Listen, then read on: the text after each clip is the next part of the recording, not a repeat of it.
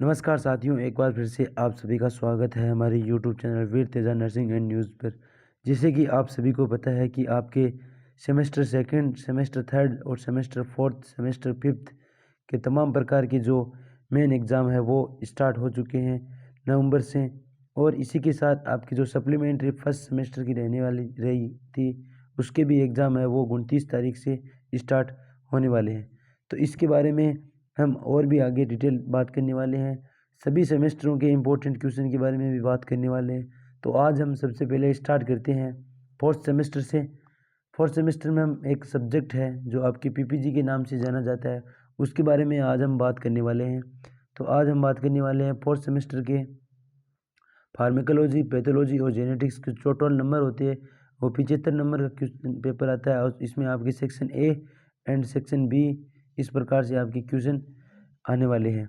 इसके बाद हम यहाँ पर देखें तो आपकी फार्माकोलॉजी है उसकी एक सेपरेट अलग कॉपी रहने वाली है आपकी ए सेक्शन की। और इसके बाद अगर हम बात करने वाले हैं पैथो और जेनेटिक्स की तो आपकी कॉपी और ये बी सेक्शन की कॉपी रहने वाली है। इसके बाद हम बात करें तो आपके फार्माकोलॉजी है वो टोटल नंबर 38 नंबर की आती है।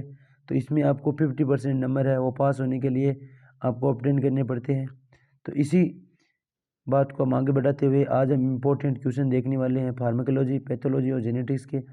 तो अब हम देखने वाले हैं लॉन्ग क्वेश्चन जो कि आपकी इस बार है वो एग्ज़ाम में आ सकते हैं। जिसमें सबसे पहला क्वेश्चन है आपका डाइजेस्टिव सिस्टम से, define emetics and anti emetic drugs, classification, action, route of drugs use, contraindication, adverse effect and nursing role. ये आपका इंपॉर्टेंट क्वेश्चन बनता है। इसके बाद डिफाइन एंटी एस्टमेटिक ड्रग्स या ब्रोंकोडाइलेटर भी बोल सकते हैं, इसको आपको एक्सप्लेन करना है। Classification, pharmacodynamic, kinetics, use, contraindication, adverse effect.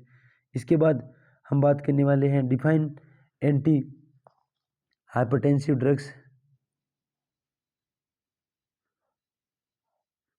ये भी आपके 10 नंबर में बनने वाला क्वेश्चन है।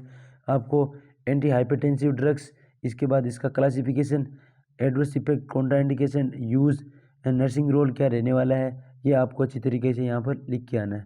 इसके बाद अगले हम शॉर्ट नोट्स के बारे में बात करें तो शॉर्ट नोट्स आपका क्वेश्चन है वो बन सकता है। यहाँ पर देखें तो आपका जो सबसे पहला शॉर्ट नोट्स के बारे में बात करें तो आपके फार्मेकोकाइनेटिक्स एंड डायनेटिक्स के रूप में क्वेश्चन है वो पुटअप हो सकता है इस बार एग्जाम में, क्योंकि ये पिछली बार हर बार फार्माकोलॉजी का इंपॉर्टेंट क्वेश्चन रहता है। तो ये पिछली बार नहीं आया, तो इस बार इसे आप 5 या 10 नंबर में भी आप अच्छी तरीके से तैयार करके चले जाना। ये क्वेश्चन आपको देखने को 100% देखने को मिलेगा।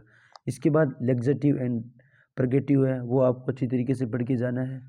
इसके बाद नेक्स्ट हम बात करें तो कोगुलेंट्स एंड एंटी कोगुलेंट्स, वो भी आपके इम्पोर्टेंट टॉपिक है।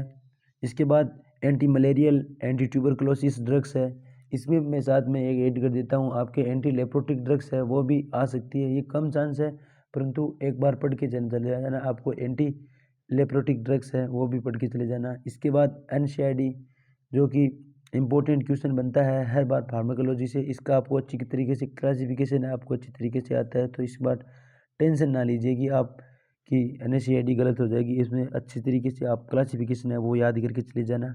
इसके बाद जो पिछली बार के 10 नंबर में क्वेश्चन आया था वो इस बार आपके 5 या 2 नंबर में पूछ सकता है। इसकी define only for diuretics and anti diuretics आपको अच्छी तरीके से पढ़ के चली जानी है। इसके बाद अगर हम बात करें तो फार्माकोलॉजी के लास्ट क्वेश्चन जो वेरी शॉर्ट नोट्स क्वेश्चन आते हैं, इसमें आपका वैक्सीन एंड सीरा है वो पूछ सकता है।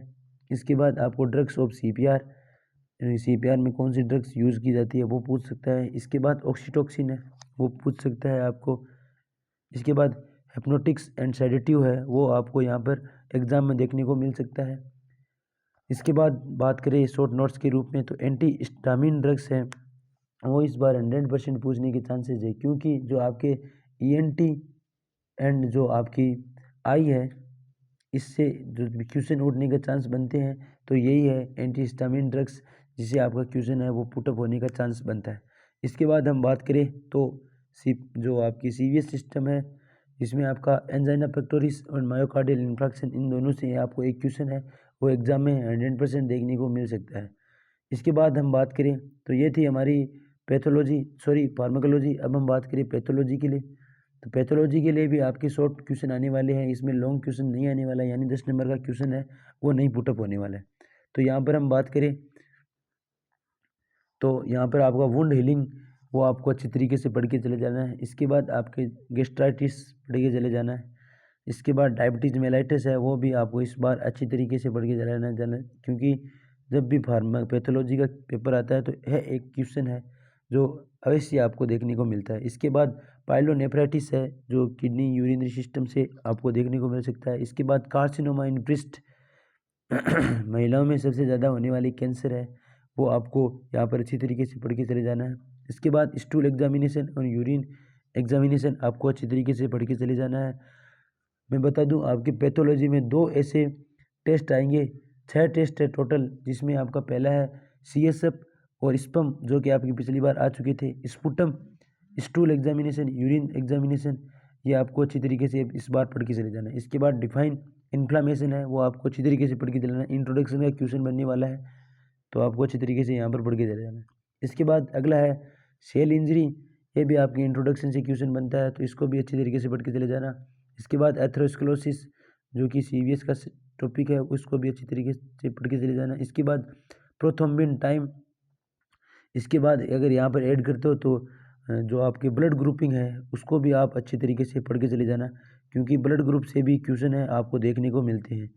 तो इसके बाद अगला क्वेश्चन बात करें और पैथोलॉजी का लास्ट क्वेश्चन है वो है ट्रांसफ्यूजन रिएक्शन, आपको अच्छी तरीके से पढ़ के चले जाना है। इसके बाद हम बात करने वाले हैं जेनेटिक्स की, कि आपकी जेनेटिक्स क्या हैं, वो क्या क्वेश्चन देखने को मिल सकते हैं।